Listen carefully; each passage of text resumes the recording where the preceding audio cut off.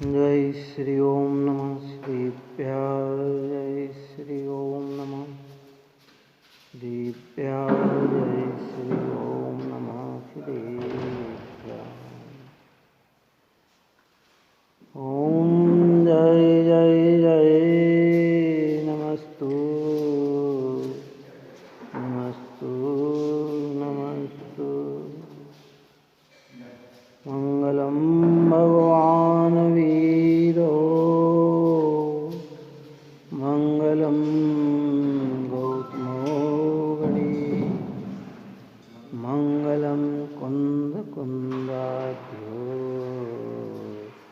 जैन धर्मोस्तु मंगलम।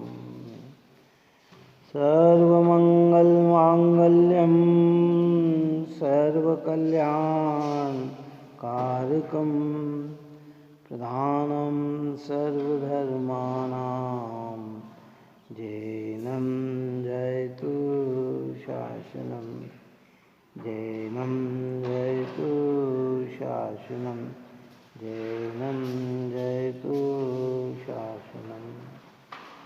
नमः समय साराय स्वानुभूतिया शतास्ते चित्स्वभावाय भावाय सर्वभावान्तरचिदे सर्वभावान्तरचिदे सर्वभावान्तरचिदे।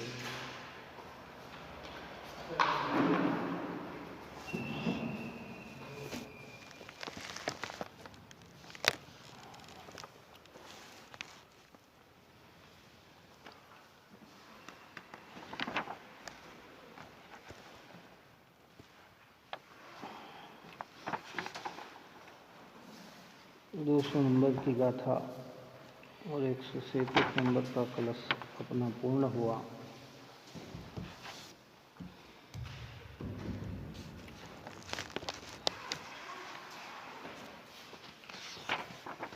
अब आगे यहाँ शिष्य प्रश्न पूछता है कि रागी जीव सम्यक दृष्टि क्यों नहीं होता। उसका उत्तर कहते हैं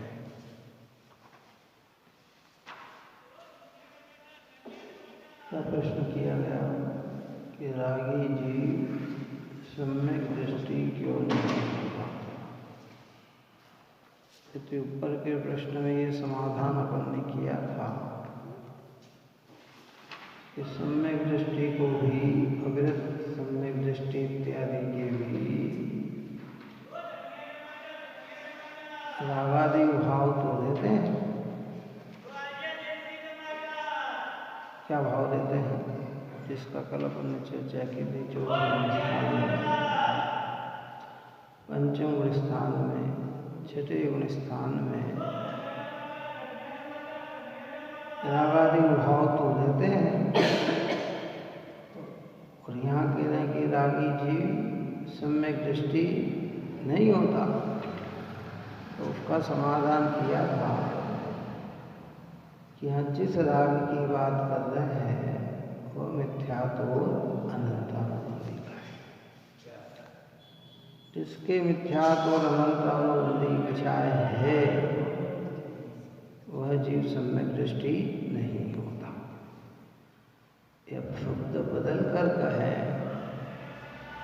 तो जो राग में उपादेय बुद्धि मानता है, राग में ही सुख ढूंढता है, राग से ही अपना कल्याण मानता है, ऐसे जीव सम्यक दृष्टि नहीं होते, है ना।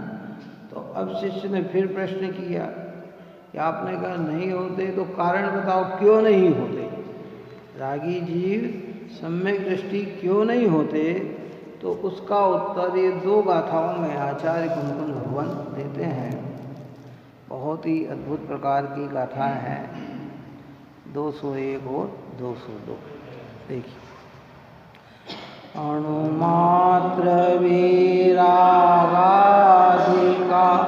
सद्भाव है जिस जीव को वह सर्व आगम धर्म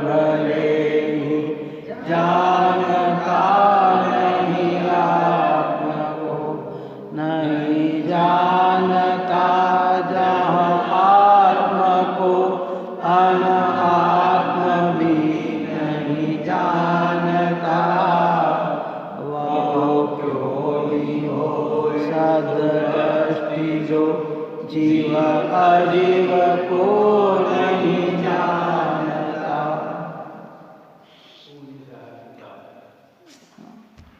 अनेक प्रकार के प्रश्न उत्तर यानी धर्मात्मा के हृदय में उत्पन्न होते हैं, जिज्ञासु जीव के हृदय में होते हैं। राव आपने कहा कि रागी जीव सम्यक दृष्टि नहीं होता, तो क्यों नहीं होता? आखिर क्या कारण है कि रागी जीव सम्यक दृष्टि नहीं होता, है ना? सम्यक दृष्टि को राग होता है, राग दिखाई देता है।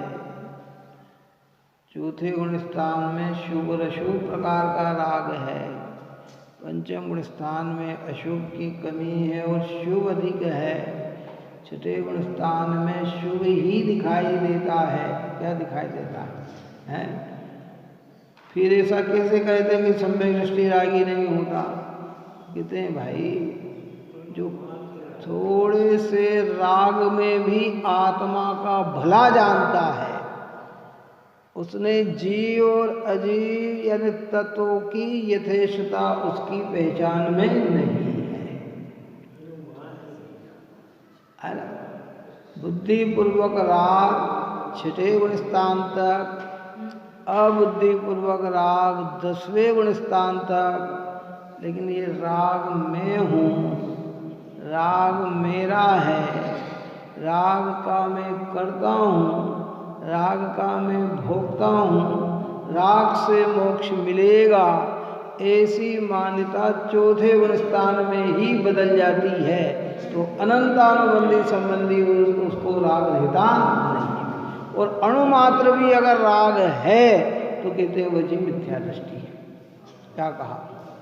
अणुमात्र भी राग आदि का सद्भाव है जिस जीव को, बस ये अणुमात्र राग का मतलब कौन सा? मिथ्यात्व अनंतामंदी वाला, जो पर से ही अपना भला बुरा मानता है, जो पर में ही सुख दिखता है, संयोगों में ही सुख दिखता है, इंद्रियों में ही सुख दिखता है, बाह्य पदार्थ के त्याग ग्रहण में ही सुख जिसे दिखाई देता है, उस राग में ही आनंद बुद्धि जिसकी बनी हुई है, वो राग का अंश भी विद्यमान हो तो कहते हैं कि वह सर्व आगम धर भले ही जानता नहीं आत्मा को। चौसम ज्ञान कितना हो जाए उसका, भले सारे शास्त्रों का पाठी हो जाए।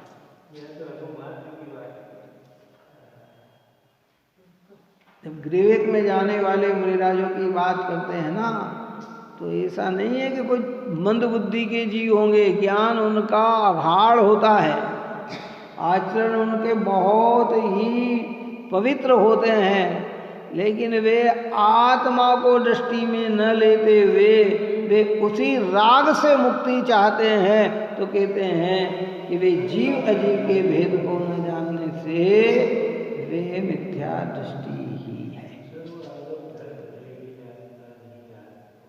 ऊपर की गाथाओं में अपन कह चुके हैं कि भाई सम्यक तेने शुद्धात्म अनुभूति, और जिसे शुद्धात्म अनुभूति हो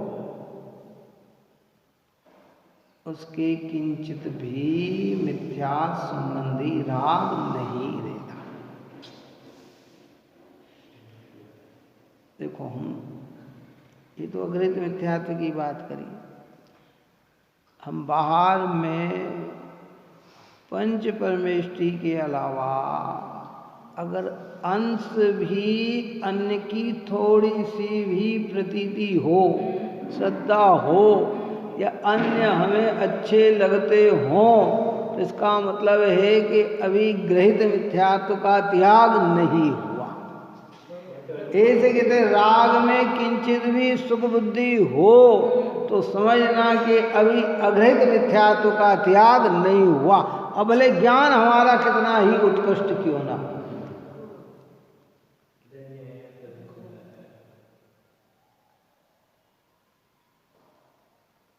ज्ञान हमारा कितना ही उत्कृष्ट क्यों ना, यहाँ कह रहे हैं कि भाई वो सर्व आगम धर भले ही जानता नहीं आत्म को, नहीं जानता जा आत्म को अनात्मा भी नहीं। जब आत्मा को न जाने तो अनात्मा को भी वह नहीं जानता है। वह क्यों ही होए सुदृष्टि जो जीव अजीव नहीं जानता कि वह सुदृष्टि कैसे हो सकता है कि जब वह जीव और अजीव, यहाँ जीव अजीव को जानने का मतलब अनुभव हो या सूक्ष्म ज्ञान में तो आ गया, वो तो आप और हम सामान्य ज्ञान में ही जान लेते हैं कि ये अजीव है और मैं जीव हूँ, क्या है ना। जिसमें चेतनता पाई जाए वो जीव और जिसमें चेतनता न पाई जाए वो अजीव, ये बात तो सामान्य ज्ञान में ही जान ली हमने। यहाँ अनुभूति की बात है कि वास्तविकता में उसने अपने ज्ञायक में अपनापन नहीं जोड़ा तो अजीव को भी नहीं जाना। किसको नहीं जाना? कि उसने अजीव को भी नहीं जाना। स्थूल जितने भी रागादिक भाव होते हैं वे सब अजीव के लक्ष्य से ही होते हैं, क्योंकि दिखाई कौन देता है इंद्रियों से? अजीव पदार्थ ही दिखाई देता है। जितना अच्छा बुरा करुणा, तो कहते हैं कि भाई ये राग होना सम्यक्त में बाधक नहीं है। ऊपर में भी अपन ने चर्चा की थी, क्योंकि राग तो ज्ञानियों को होता ही है। चौथे स्थान में अशुभ राग की भी सत्ता विद्यमान है, जिसके दृष्टांत अपन दे चुके हैं कि भरत चक्रवर्ती ने 66,000 वर्ष तक युद्ध लड़ा तो कहीं उन्होंने पुण्य थोड़ी कमाया होगा, क्यों है? और हिंसा भी हुई होगी, क्यों? सामान्य जीव को आप और हमारे अगर पंचेंद्रिय तिरिंच भी हमारे हाथ से घात हो जाए तो कितने ही दिन तक बेचैनी बनी रह सकती है। समझ में आई बात के नहीं आई? भरत चक्रवर्ती के तो युद्ध इतना लड़ा होगा तो कुछ न कुछ तो हिंसा हुई होगी ना। बाहुल्यता से तो चलो राज समर्पण कर दिया, लेकिन जहाँ नहीं किया वहाँ युद्ध भी तो हुए होंगे ना। और अगर युद्ध नहीं होते तो फिर इतने वर्ष थोड़ी लगते, इतने समझे तो सामान्य हो जाता कि हम गए ना, आपने युद्ध नहीं लड़ा तो कभी लाओ ये राजा ये राज ये राज ये राज ये राज ये राज ये राज राज, तो फिर तो इतने 66,000 वर्ष थोड़ी लगते, फिर तो लिमिटेशन में सब समय खर्च होता है। लेकिन जब इतना समय खर्च हुआ है तो जिनने नहीं माना होगा तो युद्ध भी लड़ा होगा, क्या है ना। तो हिंसादिक भी हुई होंगी है, और 5 इंद्रिय के भोग थे तो अशुभ भाव भी हुए होंगे हैं, ऐसा नहीं है। तो वो भाव होना और शुभ भाव भी पराकाष्ठता में थे भरत जी के अंदर, है ना समझ में। शायद सम्यक दृष्टि थे तो देव धर्म गुरु का प्रति तो अद्भुत बहुमान होगा ही, क्यों नहीं होगा, ये बात तो है नहीं। वो भी सारी प्रक्रिया थी। पंचम गुण स्थान में एक देश व्रत लेने के बाद भी आरंभिक आदि क्रिया का त्याग नहीं होता है, तो वहाँ भी अशुभ भाव तो रहता है? और मुनि दिशा में क्रियात्मक रूप अशुभ भाव सारा ही निकल जाता है? अबुद्धिपूर्वक राग 10वें गुण स्थान तक, परंतु उससे सम्यक्त में बाधा नहीं है। सम्यक्त में बाधा ये है कि उस राग को मुक्ति का कारण जानता है कि राग करते करते क्या मिल जाएगा, मोक्ष मिल जाएगा। तो कहते हैं कि वह भ्रमणा जो है वो मिथ्या थी। दया का भाव व्यवहार में कहते तो यही कहते हैं। देखो व्यवहार में जब जब बात स्थूल जीवों के बीच में कही जाती है तो दया को ही धर्म बताया जाता है, अहिंसा को ही धर्म बताया जाता है। अहिंसा परमो धर्म है यही कहा जाता है। जैन सिद्धांत में भी यही कहा गया। पुरुषार्थ सिद्धि उपाय में हिंसा और अहिंसा की परिभाषा निश्चयात्मक भी दी। कैसी दी? निश्चयात्मक दी कि आप बाहरी जीव के बचाने का नाम ही अहिंसा मानते हो और बाहरी जीव को बचाने का नाम, मारने का नाम ही हिंसा जानते हो। यहाँ कहते हैं हिंसा और अहिंसा में तो आत्मा में मोह राग देश की उत्पत्ति होना हिंसा है, और इन भावों की उत्पत्ति न होना ही अहिंसा है। अप्रादुर्भाव खल्लु रागादि नाम भवत्य हिंसेति तेषा में उत्पत्ति हिंसेति जिनागम संक्षेप। जिनागम का संक्षेप में हिंसा और अहिंसा का अगर समझना है तो आत्मा में अप्रादुर्भाव, ये मिथ्यात्व राग देश के परिणाम होना, ये हिंसा है, और इन भावों का उत्पन्न न होना ही अहिंसा है ना समझ में, कि ये हिंसा हो गया, हिंसा है।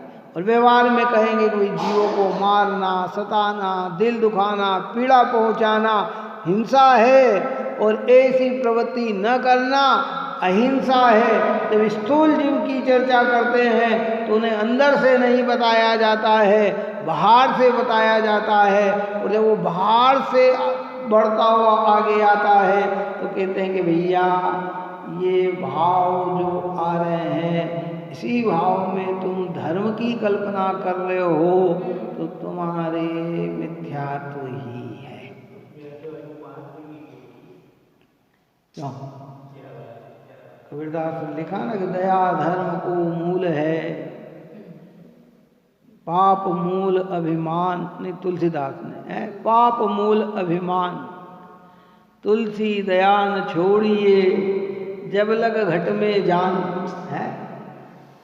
व्यवहार में तो ऐसे ही कहा जाता है कि दया क्या है, धर्म का मूल है, और पाप मूल अभिमान, अभिमान जो है वो पाप का मूलक है, पाप पैदा कराने वाला है।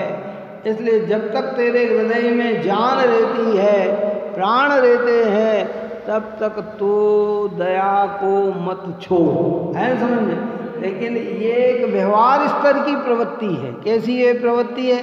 अब आगे की ओर बढ़ना है तो कहते हैं कि किंचित मात्र भी राग की सद्भावना हो और उस राग से आत्मा का भला जानता हो तो सारे आगमधर, सारे आगम को पढ़ने वाला भी हो तो भी सम्यक्त की उपलब्धि नहीं कर पाता है।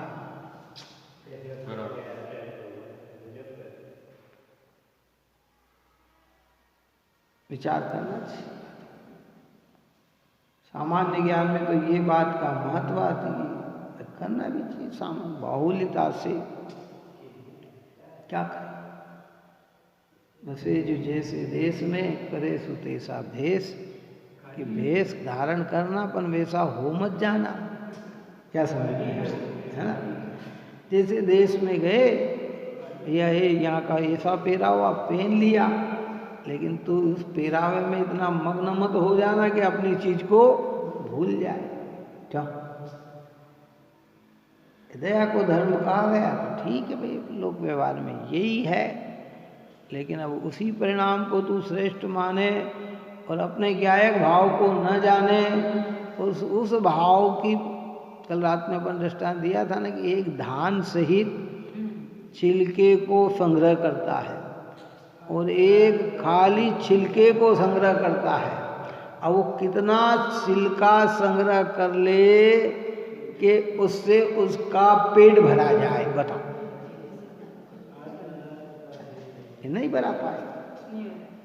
ऐसे धर्मात्मा ज्ञायक भाव को लक्ष्य में लेकर उनकी परिणति में स्थिरता नहीं बन पाती है तो रागादिक में प्रवर्तते हैं। वे जानते हैं कि अकेला राग मुक्ति का कारण नहीं है, और जहाँ कहा गया है वो व्यवहार है, और व्यवहार को ही पूरी तरह से सत्य माने तो जो रात का प्रकरण था वह व्यवहाराभासी मिथ्या दृष्टि है। एक ही कथार्थ वास्तव में जिस जीव के परमाणु मात्र लेश मात्र भी रागादिक वर्तता है, वह जीव भले ही सर्व आगम का धारी, समस्त आगम को पड़ा हुआ हो, तथापि आत्मा को नहीं जानता, और आत्मा को ना जानता वह अनात्मा को पर को भी नहीं जानता। इस प्रकार जो जीव और अजीव को नहीं जानता वह सम्यक दृष्टि कैसे हो सकता है? ये प्रश्नवाचक चिन्ह दे दिया, कैसे हो सकता है? उसने तो आत्मा को भी नहीं जाना और अनात्मा को भी नहीं जाना। राग आत्म की परिणति में दिखता है, पर आत्मा का स्वभाव नहीं है। और जो मेरे स्वभाव में नहीं है, जो मेरे आत्मा का बुरा करता है, अब हम उसे भला कैसे मान सकते हैं? और माने तो फिर हमने क्या किया कि हमने आत्मा और अनात्मा को जाना ही नहीं, क्योंकि आत्मा का भला तो आत्मा के परिणाम से होता है, सम्यक दर्शन ज्ञान चारित्र के परिणाम से होता है। शुद्धात्म की दृढ़ प्रतीति, स्वानुभव गम्य ज्ञान और ज्ञान में ही रमणता का जो भाव है, ये भाव से ही आत्मा का भला होता है। भूमिका के अनुसार राग होता है, जिन्हें भला दिखता है वे मिथ्या दृष्टि है, जो भला नहीं जानते हुए प्रवर्तते हैं वे सम्यक दृष्टि है। अशुभ उपयोग में उपयोग लग रहा है, फिर शुभ में लगेगा तो वो तो श्रेष्ठ है, परंतु वो भाव कैसा है? घातक ही है ना, साधक भाव थोड़ी है।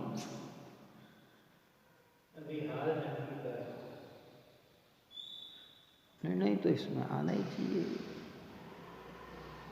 राग अनात्मा है कि आत्मा है?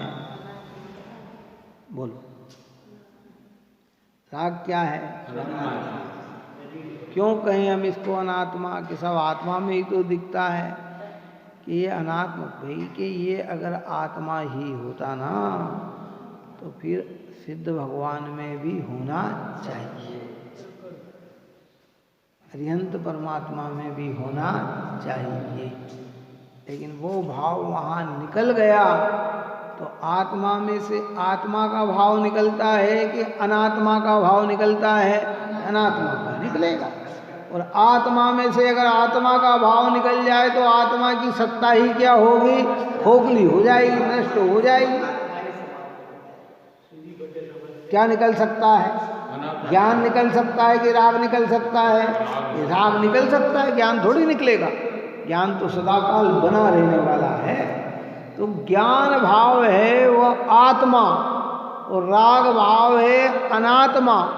जिसने अनात्मा से लाभ माना उसने आत्मा को आत्मा ही नहीं जाना, तो जिनने आत्मा को आत्मा नहीं जाना उसने अनात्मा को अनात्मा भी नहीं जाना, तो वो भी नहीं जाना। देखो स्थूल ज्ञान में तो ये भारी भारी सिद्धांत बहुत अच्छे लगते हैं। अरे साहब क्या बात है, पाप में धर्म थोड़ी बताया, दया नहीं तो बताया। हाँ भाई, तुम्हारी बात व्यवहार में जब कहेंगे ना, कबीरदास ने लिखा, जहाँ दया तहाँ धर्म है, जहाँ लोभ तहाँ पाप, जहाँ क्रोध वहाँ काल है? क्या कहा? जहाँ क्षमा वहाँ आप। क्या कहते हैं? कि जहाँ दया तहाँ धर्म है। दया धर्म को कहाँ देखना? कि जहाँ दया, जब जब रत्नत्रयी प्रकट होगा वहाँ वहाँ बाहर का वातावरण दया का ही होगा।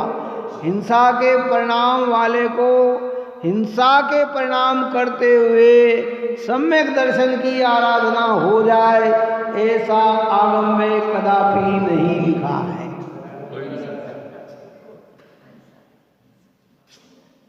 सिंह की पर्याय में भगवान महावीर को सम्यक दर्शन हुआ, वो हिरण को फाड़ दिया था, फाड़ रहा कर दिया था, लेकिन जब चारण रिद्धिधारी मुनिराज की समा तो वो वहाँ भूल गया और वो पूर्व का जाति स्मरण हो गया और सारे अपराध अपने नजर आने लग गए और आंखों में से उन कार्यों के प्रति अशुद्ध धारा बहने लग गई परिणाम शांत हो गए और मुनिराजों के उपदेश से सम्यक की प्राप्ति हो गई। हो सकता है कि 15 मिनट पहले हिंसा का परिणाम हो, पर सम्यक तो होगा, वह हिंसा के परिणाम में नहीं होगा, उसमें अहिंसा का ही परिणाम। पर अहिंसा का परिणाम सम्यक करा देगा ऐसा नहीं है। दोनों का अंतर समझ में आया?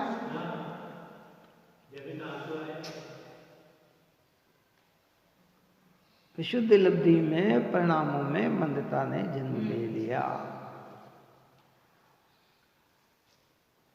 निर्ग्रंथों की देशना मिल गई, देशना सुनकर विचारशील होकर प्रायोगिकता को प्राप्त हो गया और अंतर्मुख दृष्टि करके शुद्धात्मा को ग्रहण कर लिया है, तो करण लब्धि को भी लेकर सम्यक की आराधना कर ली। आराधना हो गई, सम्यक की आराधना हो गई। अगर राग की किंचित भी उपादेयता बने रहे नहीं, मंद भाव होते हैं, बस अंतर खाली इतना ही समझना। एक मंद भाव से कल्याण मानते हैं, एक मंद भाव होते हैं, कल्याण तो ज्ञान का ज्ञान से होता है, आत्मा का काय से होता है, आत्मा से। जहाँ दया तहाँ धर्म है और जहाँ लोभ वहाँ पाप। जहाँ लोभ की प्रवृत्ति अंदर में हो तो वहाँ पाप ही होते हैं, है ना। लोभ पाप को बाप बखानो है। जहाँ लोभ अंदर में पैदा हुआ, चाहे वो किसी भी चीज का लोभ हो, वह अगर अंदर में लोभ आया तो प्रवृत्ति पाप रूप ही होगी। और जहाँ क्रोध वहाँ काल है, जहाँ क्रोध खड़ा है वहाँ तो काल चल रहा है। और जहाँ क्षमा तहाँ आप, जहाँ क्षमा वहाँ तो लौकिक क्षमा की बात कर रहे हैं और यहाँ पारमार्थिक क्षमा की बात चल रही है। अरे बात समझ में नहीं आती। तो पारमार्थिक क्षमा है क्या? यहाँ कहते हैं कि भाई वो सम्यक दृष्टि कैसे हो सकता है। टीका में कहते हैं, जिसने रागादि अज्ञानमय भाव का के लेश मात्र भी सद्भाव है, जिसके रागादिक अज्ञानमय भावों के लेश मात्र भी सद्भाव है, वह भले ही श्रुत केवली जैसा हो। देखो शब्दों को कितना उत्कृष्टता में लाके खड़ा किया। ऊपर में अज्ञानमय भाव किसको कहा? जो राग में एकता बुद्धि है, जो राग की स्वामित्व बुद्धि है, जो राग की कर्ता बुद्धि है, जो राग की भोक्ता बुद्धि है, उस भाव को क्या कहा? अज्ञानमय भाव कहा। ये भाव कैसे हैं? अज्ञानमय भाव है। अब ऐसे अज्ञानमय भावों को लेश मात्र भी सद्भाव हो, अंश मात्र भी सद्भाव हो, वह भले ही श्रुत केवली जैसा हो। श्रुत केवली का अर्थ है कि उन जैसा ज्ञान का धारी हो। अभी श्रुत केवली तो नहीं हुआ, क्योंकि जो श्रुत केवली होते हैं वो तो सम्यक दृष्टि ही होते हैं, लेकिन ज्ञान उसके जैसा है। जैसे एक खरबपति है, खरबोपति है और एक अरबोपति है। यद्यपि खरबों और अरबों में अंतर है, पर हम कहते हैं ये उन जैसे ही सेठ हैं। क्या कहते हैं हम? क्या कहते हैं? ये सेठ कैसे कि उन जैसे ही हैं। बात समझ में आ रही कि नहीं बात है? स्थूलता में तो यही कहा जाता है ना, अरे साहब ये भी उनके जैसे ही सेठ हैं, लेकिन वो खरबोपति है, ये अरबोपति। 100 अरब मिलाकर 1 खरब बनता है। कितना मिला है? और वो हजारों खरबपति है, ये हजारों अरबपति है, उसका अंश है, लेकिन उन जैसा ही है। तो कहते हैं कि भाई श्रुत केवली है जैसा, इतना ज्ञान 11 9 पूर्व का पाठ का ज्ञान कितना छोटा मोटा ज्ञान थोड़ी होता है, केवल शुद्ध केवली जैसा ही ज्ञान होता है। तथापि वह ज्ञानमय भाव के अभाव के कारण आत्मा को नहीं जानता, और जो आत्मा को नहीं जानता वह अनात्मा को भी नहीं जानता। क्या कहा? ये दोनों बात है, लोक व्यवहार की बात है। अगर हम अपने घर को नहीं जानते तो पर के घर को भी नहीं जानते। किसको? अगर हम कहते कि ये पर घर है, तो ये पर घर तभी कहना हमारा संभव होगा कि जब अपने घर से परिचित हो, और अगर हमने अपने घर से परिचित नहीं हुआ तो पर घर को हम कैसे जानेंगे? अगर जीव को जीव न जाने तो फिर राग को भी ये कहाँ जानता है? राग को ही जीव मानता है तो जीव को जीव नहीं जाना, और जीव को जीव जानता है तो फिर राग को जीव नहीं मानता। सफलता तो तभी मिलेगी ना, है? क्योंकि स्वरूप से सत्ता और पर रूप से असत्ता, इन दोनों के द्वारा एक वस्तु का निश्चय होता है। जिसे अनात्मा का राग का निश्चय हुआ हो, उसे आत्मा और अनात्मा और आत्मा दोनों का निश्चय होना चाहिए। कि भाई जिसके हुआ है उसके दोनों का निश्चय होना चाहिए।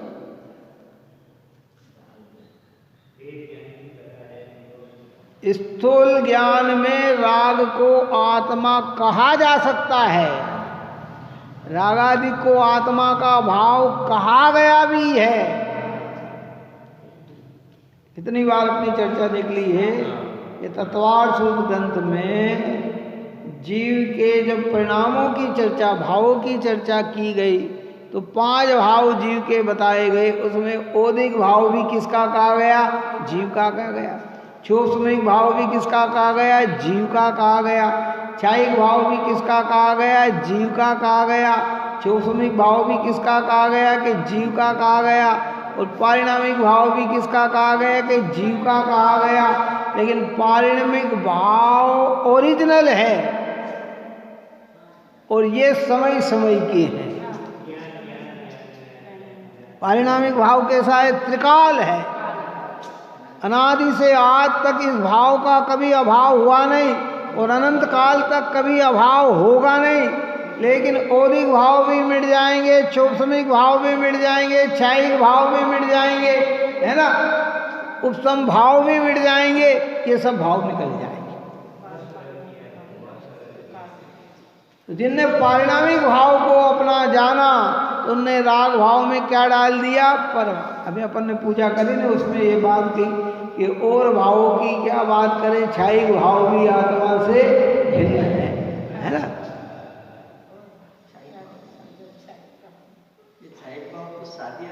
हाँ, सादी अनंत है पर अनादि अनंत तो नहीं है ना। हाँ, अब नहीं मिटेगा, अब अनंत काल तक बनेगा, लेकिन अनादि तो नहीं है ना। और पारिणामिक भाव कैसा है? अनादि अनंत है। इसलिए इसकी चर्चा अपन ने की है कि उपसम भाव सादी शांत, बीच में उत्पन्न हुआ चला गया। क्षोभसम भाव अनादि शांत, अनादि से है शांत तो हो गया है। औदिक भाव को अगर हमने लिया गया है तो अनादि शांत, अनादि से चल रहे राग देश पुण्य पाप शुभ शुभ के भाव एक दिन शांत हो जाएंगे। क्षायिक भाव को लिया जाए तो सादी अनंत है कि अब प्रकट हो गया है, अब कभी भी मिटने वाला नहीं है। क्षायिक सम्यक, क्षायिक चारित, अनंत ज्ञान, अनंत दर्शन, अनंत सुख, अनंत वीर, ये सब प्रकट हो गए हैं तो अब कभी मिटने वाले नहीं है। यानी ये अनादि अनंत तो नहीं है ना। और पारिणामिक भाव कैसा है कि वो अनादि अनंत है। उस पारिणामिक भाव में को जिसने अपना जाना, उसमें हम कर लिया, उसको राग में कभी हम आ सकता नहीं। ज्ञानी क्षायिक भाव प्रकट करने की भावना तो भाते हैं, पर क्षायिक भाव में हम नहीं करते, हम करते हैं त्रिकालिक भाव में हम करते हैं। सम्यक्त की प्राप्ति करने का प्रयत्न करते हैं और भावना भी भाते हैं कि कब हमारे अंदर सम्यक्त आए, लेकिन ये सम्यक्त का परिणाम क्षायिक होने पर भी अनादि न होने से इसमें हम नहीं किया जाता, हम किया जाता है तो एक ज्ञान स्वभाव में किया जाता है। धीरे से इस बात को समझिए।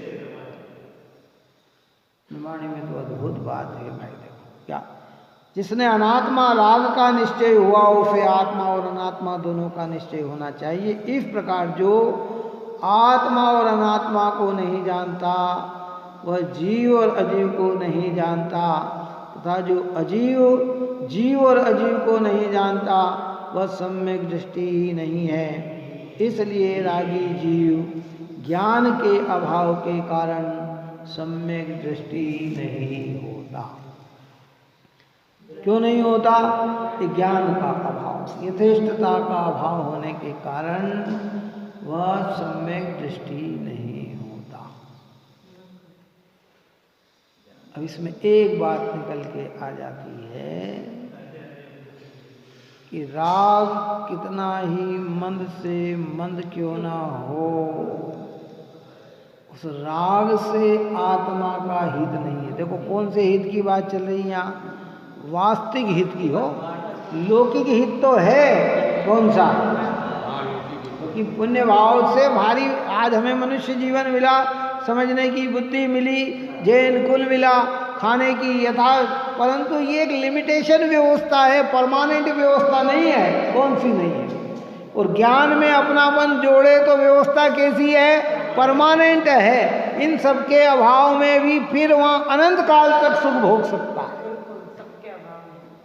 सिद्ध भगवान के पास क्या है? कितना धन है? चलो इकट्ठा करो, कितना धन है? इंद्रिया है कि नहीं है? परिवार है कि नहीं है? क्या? कुछ भी नहीं है, लेकिन वे अनंत आनंदित है। तो उनके आनंद का सूत्र राग है कि ज्ञान है? ज्ञान है बस। इसलिए हमारी दृष्टि में देखो, दृष्टि में मुक्ति होगी कैसे? कि हृदय संयोग इंद्री रागादिक सब होते हुए भी ये मैं नहीं हूँ, ऐसी मान्यता अंदर में स्थापित हुई कि दृष्टि की मुक्ति हो गई। दृष्टि मुक्ति का मतलब मिथ्यात्व से छुटकारा मिल गया, और इसी में हमें प्रयत्न करना है।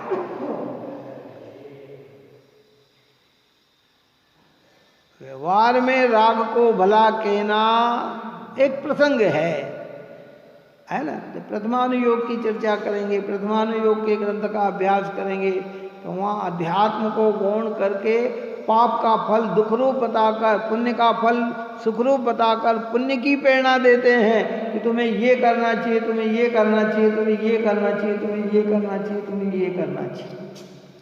जब चरणानुयोग के पढ़ेंगे तो अशुभ आचरण से बचाकर शुभ आचरण की प्रवृत्ति की प्रेरणा देंगे। तुम्हें पानी कैसा पीना कि छान के पीना चाहिए, खाना कैसा खाना कि दिन में खाना चाहिए, अभक्ष्य नहीं खाना, ये नहीं खाना, कि वो वहाँ भी यथेष्टता है।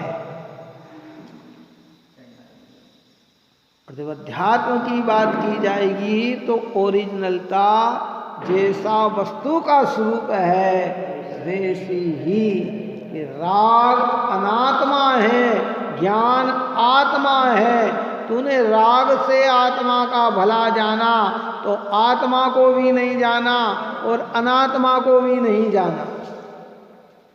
और आत्मा और अनात्मा को न जानने वाला सम्यक दृष्टि कैसे? बस इतना विचार हमें बनना चाहिए। ऊपर की कई गाथाओं में आचार्य देव पूरी बात कह के आए, क्योंकि हम घूम फिर कर राग में ही अपनापन जोड़ते हैं। जुड़ता कहाँ है? हमारा पूरी आस्था का केंद्र बिंदु अभी हमारा क्या बना हुआ है? राग बना हुआ है। राग के भाव से हमने अपने को अच्छा माना और राग के अभाव में ही हमने अपने को बुरा माना कि भैया रुक जाओ, तुम्हें ज्ञान से तुम्हारा भला है, ज्ञान ही तुम्हारे लिए श्रेष्ठकर है। ज्ञान यानी आत्मा। विकृतियां निकालने के लिए होती है, विकृतियों से आत्मा का भला नहीं हो। और जहाँ कहा गया है वो व्यवहार नहीं है, वो समझने के लिए प्रयोजनवान है। कई बार कहते हैं कांटे से कांटे को निकाला जाता है। हम जंगल में जा रहे थे, चलते चलते एकदम कांटा पैर में चुभ गया और वो टूट गया। क्या हो गया है? कांटा अंदर में जाके नोक टूट गई। अब उसको हाथ से निकाले, नखून नहीं निकल रहा, तो फिर एक दूसरा कांटा लिया है, मजबूत कांटा लिया, कौन सा, और धीरे धीरे चमड़ी को ऊपर नीचे करके उस कांटे को क्या कर दिया, बाहर कर दिया। ऐसे कहते अशुभ को निकालने के लिए शुभ रूपी ये भी कांटा ही है। क्या है? अब अशुभ चुभ गया है, हिंसा का भाव, झूठ का भाव, चोरी का, कुशील का, परिग्रह, पंचेंद्रिय विषयों में रजपज का भाव, तो उनको निकालने के लिए हमें क्या कौन से कांटे का उपयोग किया। पर अब ऐसे चले कि जहाँ कांटा चुभे ही नहीं। बात है समझने के लिए, क्यों है? पारंपरिक भूमिका में जीव के जीवन में ऐसे परिणाम होते हैं। अब उसने कांटे को ही श्रेष्ठ मान लिया। अब अशुभ कांटा निकल गया, मतलब पैर में से कांटा निकल गया, फिर भी अब उस कांटे को अंदर में, तो फिर वो क्या करेगा, धीरे धीरे क्या होगा, वो घाव कर देगा कि नहीं कर देगा। बात समझ में? प्रयोजन कार्यकारी था और तूने उसे सर्वथा कहा, अरे साहब इसने तो कांटा निकाल दिया, तो अब तो ये रखने लायक है, और न दिखे तो भी निकालते लगा, तो फिर वो आगे जाके घातक हो जाता है।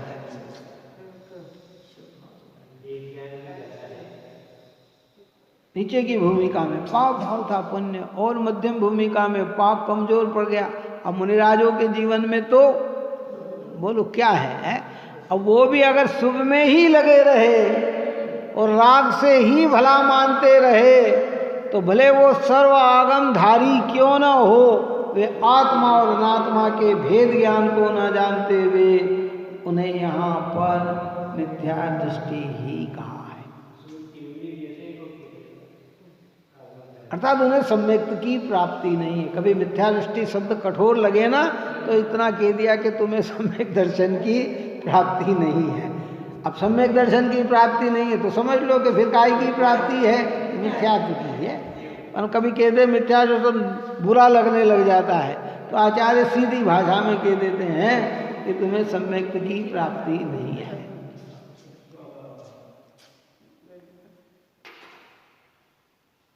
आत्मा ने स्व और अनात्मा पर स्वपर का भेद, हाँ, ज्ञायक भाव स्व और ज्ञान से भिन्न भाव पर। अब वो राग भाव भी देखो समझना, अभी अपनी उस क्वालिटी की भूमिका नहीं है कि संपूर्ण प्रकार का राग हमारी परिणति से निकलकर भार हो जाए, लेकिन ये भूमिका तो है कि पर को पर जाने और स्व को स्व जाने। क्योंकि राग तो अभी कहा ना, बुद्धिपूर्वक राग छठे गुण स्थान तक जाता है और अबुद्धिपूर्वक राग 10वें गुण स्थान तक रहता है ना। सूक्ष्म सांप्राय गुण स्थान तक राग की वृत्तियां है अबुद्धिपूर्वक, लेकिन राग से आत्मा का भला होगा यह मान्यता तो चौथे गुण स्थान में ही निकल गई। तो कहते सम्यक की आराधना हो गई।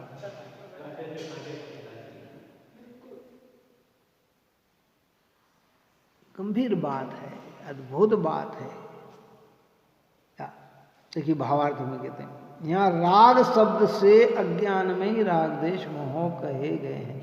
अज्ञान में है ना, राग शब्द का प्रयोग क्यों किया गया, इसका अर्थ अज्ञान में। अज्ञान में मतलब क्या कि आत्मा में और राग में एकत्व मानने वाला जो परिणाम है, उस परिणाम को अज्ञान में ही परिणाम कहा।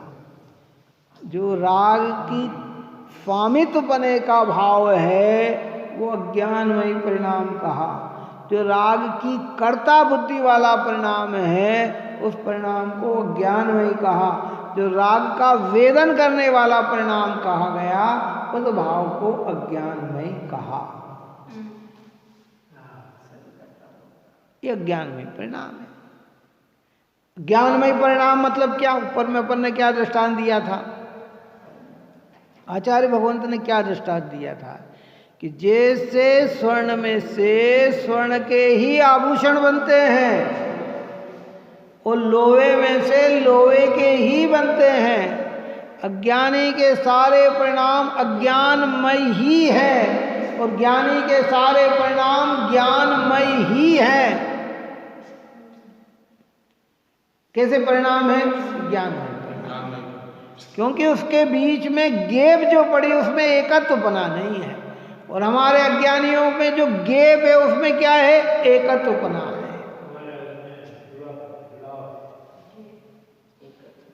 राग और ज्ञान में संधि है। अब हम उस संधि को नहीं देखते और दोनों को एक मानते हैं। ज्ञानी राग और ज्ञान की संधि को जानते हैं, उस संधि को जानते हुए प्रज्ञा की छेनी उसमें लगाते हैं तो धीरे धीरे राग से भी क्या होते हैं? विमुक्त हो जाते हैं। गुणस्थान चौथे से पंचम, पंचम से मनिराज जैसे गुणस्थान आकर श्रेणी चढ़ते हुए एक दिन राग विमुक्त होते हुए अरिहंत दशा को प्राप्त हो जाते। इसलिए भगवंत के आगे हमारे यहाँ कहा वीतरागी। भगवान आप वीतरागी हो गए, राग का अंश भी अब आपकी परिणति में नहीं दिख रहा। और मुनिराज को कहते हैं वैरागी। पहले कहा था ना, वैरागी में राग तो है पर राग से उदासीन है, और वीतरागी में राग ही नहीं है। और हाँ, बीत गया जिनका राग, जहाँ राग नष्ट हो गए वहाँ संपूर्ण कछाई चली गई। और जहाँ जहाँ मुनिराज को भी वीतरागी कह दिया जाता है ना, आप और हम कहते हैं हमारे ऋषि मुनिराज वीतरागी हैं, सम्यक दृष्टि को भी वीतरागी कह दिया जाता है, तो वहाँ कषाय की सद्भावना पूर्वक वीतरागी है ना। चौथे गुणस्थान का अनंतानुबंधी राग देश नहीं उतना वीतरागी, पंचम गुण स्थान में 2 कषाय के अभाव जितना वीतरागी, छठे गुण स्थान में मुनिराज में 3 कषाय के अभाव जितने वीतरागी। पर वास्तविक वीतरागी तो कौन है? जो परमात्मा है, अरिहंत और सिद्ध भगवान ही है कि जहाँ किंचित मात्र भी राग का अंश नहीं है। अशुभ का अस्तित्व तो छठे गुण स्थान से ही खत्म हो जाता है, पर मुनिराज की अरिहंत अवस्था में तो अब शुभ भाव भी नहीं है। शुभ अशुभ विभाव अभाव किन स्वाभाविक परिणति में है। राग नष्ट, राग जैसे देह रहते हुए सम्यक दर्शन हो सकता है कि नहीं? देह रहते हुए सम्यक चारित्र हो सकता है कि नहीं? देह रहते हुए केवल ज्ञान हो सकता है कि नहीं? हो सकता है ना। देह रहते हुए केवल ज्ञान हो सकता है, देह रहते हुए मुनि दशा हो सकती है, देह रहते हुए सम्यक दर्शन हो सकता है। राग रहते हुए वैसे केवल ज्ञान नहीं हो सकता। राग में सुख मानने वाले को सम्यक दर्शन नहीं हो सकता। बात समझ? राग में अगर धर्म मान रहा है और राग को ही सुखरूप जान रहा है तो अभी सम्यक की भी उत्पत्ति नहीं। इसलिए कहा कि अणु मात्र भी अगर राग का अंश हो, यानी राग में धर्म और राग में सुख की मान्यता हो, तो कहते हैं भैया तुझे अभी जीव और जीव का भी भेद ज्ञान नहीं है।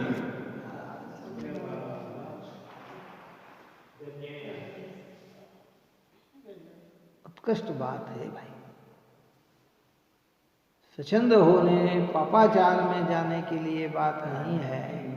भीतर से ज्ञान और राग की संधि से, संधि का मतलब गीत है ना। ये सब जोड़ जितने होते हैं ना शरीर में, ये सब संधि है। क्या है? ये संधि है ना। ये सब संधि है, लगते हैं एक है, लेकिन इनके बीच में क्या है? गैप है। इनके बीच में गेप है। ऐसे ज्ञान और राग लगते एक हैं, लेकिन इन दोनों के बीच में क्या है? गेप है। इस गेप में प्रज्ञा की छेनी को, जैसे भांति प्रज्ञा छेनी से पर से विभक्त किया इसे, उस भांति प्रज्ञा छेनी से ही अरे ग्रहण करो इसे। कैसे आत्मा को ग्रहण करें? क्योंकि आत्मा का में हम कैसे अपना उपयोग लगाएं, आत्मा को कैसे ग्रहण करें? तो कि जैसे तुमने तिच्छ ज्ञान के द्वारा, प्रज्ञा के द्वारा शरीर और आत्मा को भिन्न जाना, कर्म आत्मा को भिन्न जाना, नौकर्म आत्मा को भिन्न जाना, राग और आत्मा को भिन्न जाना, उस प्रज्ञा के द्वारा ही तुम आत्मा को ग्रहण करो।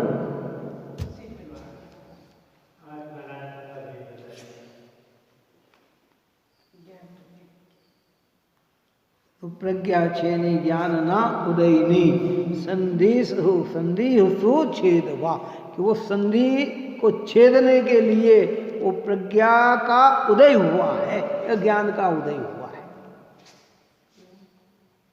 अब यह बाहर से नहीं दिखता, भीतर में संधि है। आंखों से दिख रही है? नहीं दिख रही। आंख से तो ऐसा लिख रहा पूरा अखंड शरीर हमारा, ऐसा लग रहा है। हाँ,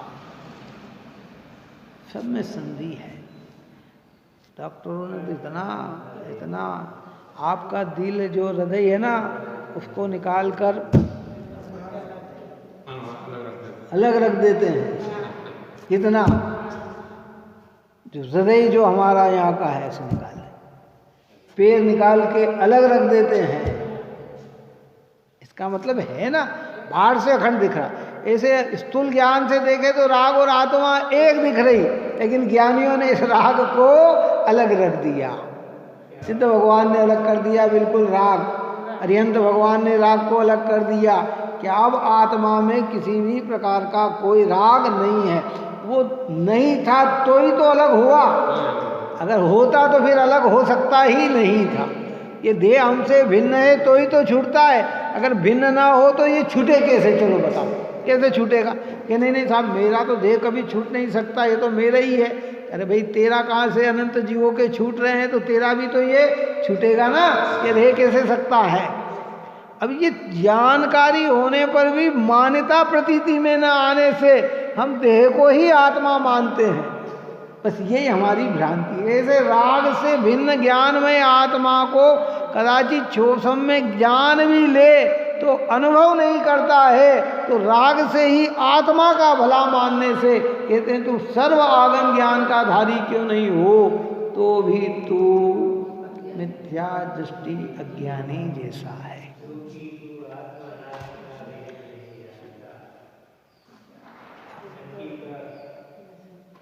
और अज्ञानमय कहने से मिथ्यात्व अनंतानुबंधी से हुए रागादिक समझना चाहिए। मिथ्यात्व के बिना चारित्र मोह के उदय का राग यहाँ नहीं लेना चाहिए। देखो बहुत कितना स्पष्ट करते हैं कि यहाँ जिस राग की बात कर रहे हैं वो मिथ्यात्व और अनंतानुबंधी का ही समझना चाहिए, आगे का राग नहीं लेना चाहिए। क्योंकि आगे के राग, अच्छा मुनिराज जो चार हाथ देखकर गमन करते हैं ना, राग की क्रिया है, बुद्धिपूर्वक करते हैं क्या? बुद्धिपूर्वक। और उस भाव में बहते हुए करते हैं कि नहीं? बुद्धिपूर्वक का मतलब एक तो ज्ञानपूर्वक और एक भावनात्मक रूप कि नहीं मुझे बिल्कुल देख के ही चलना चाहिए, किसी जीव का घात न हो। लेकिन दृष्टि कह रही है कि ये राग भाव अलग और मेरा ज्ञान भाव अलग। बोलते हैं तो बिल्कुल ख्याल रख के बोलते हैं। दुनिया उकसाए तो भी अपनी भाषा में कठोरता का वर्णन नहीं आने देते हैं, ऐसा शुभ भाव। लेकिन अंदर में जानते हैं कि ये भाव अलग और मेरा ज्ञान स्वभाव अलग।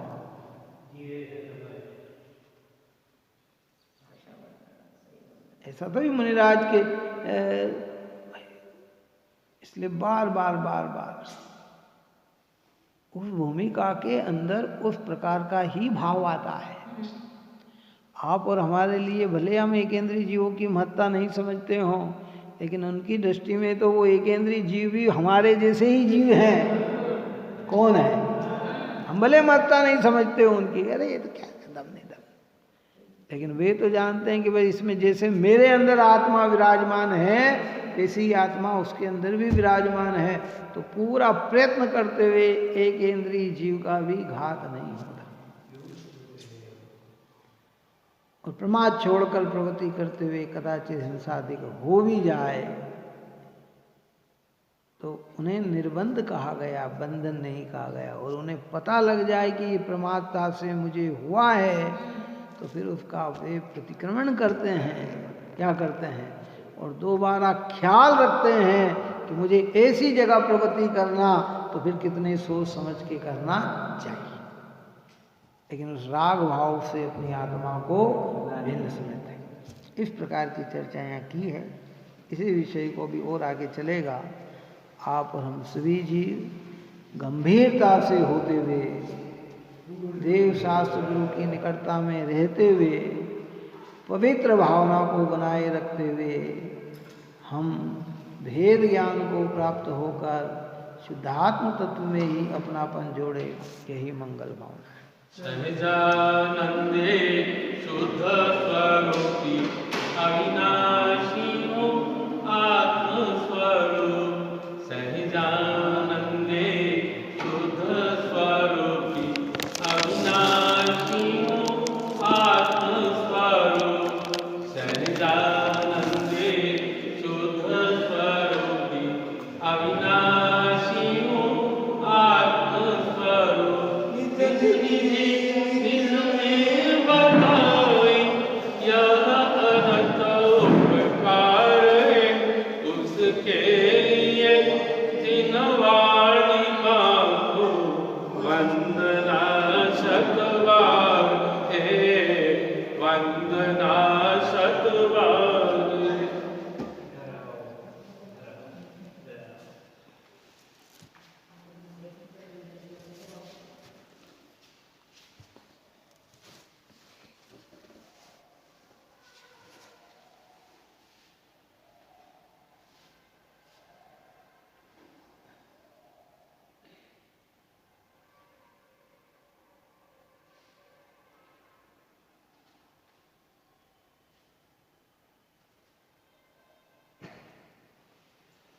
वाणी के ज्ञान से सूझे लोकालो, सो वाणी